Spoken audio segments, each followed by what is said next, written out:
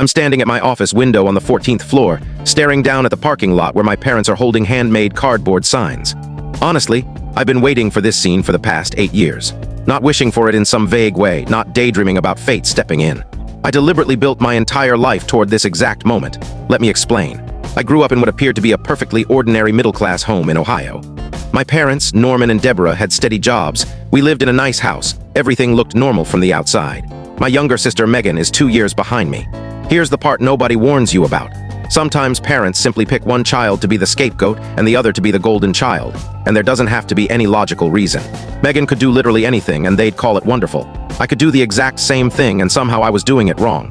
I got straight A's, I was ungrateful. Megan got straight A's, she was brilliant. I cleaned the kitchen, I missed spots.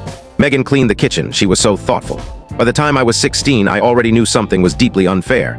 But I told myself I just had to survive until I turned 18, and then I could walk away on my own terms. I was stashing every paycheck from my grocery store job, saving for college, keeping quiet, counting the days. I thought I had everything planned out. February 12, 2017. My 18th birthday landed on a Monday. We'd gotten about 4 inches of snow overnight, and it was still falling hard. Temperature around 20 degrees. I came home from school around 3:30, stuck my key in the lock, and it wouldn't turn. I jiggled it, thinking the cold had frozen the mechanism. Still nothing. I knocked. Norman opened the door but kept the chain on. He told me to stay on the porch. Then Deborah appeared with 3 black trash bags. She set them on the ground in front of me and said these contained my clothes and a couple of personal things. I asked what was going on. Norman said they were finished raising me. I was legally an adult now, and they had met their legal duty. Deborah said I had been nothing but a drain on the family for 18 years, and they were no longer willing to spend another dime on me. She actually used the word investment and said I had been a bad one. I asked where I was supposed to go. Norman said that wasn't their concern anymore. He told me I had been pulling the family down, that I was a disease, and that life would finally improve once I was out of it. Deborah added that I was damaged goods, and they were cutting their losses. She said maybe living on the street would finally force me to become something useful, because clearly nothing they ever did worked.